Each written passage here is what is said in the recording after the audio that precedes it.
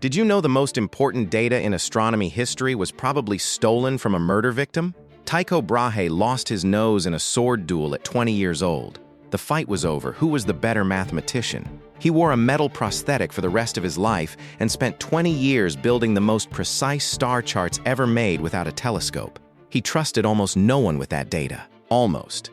His young assistant was Johannes Kepler.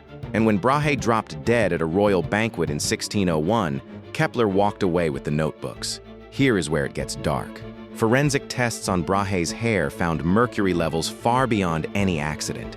Someone poisoned him, and the man who gained the most was already in the room. Kepler used that stolen data to write the 3 laws of planetary motion, laws that today sit inside every GPS satellite and every spacecraft trajectory ever calculated.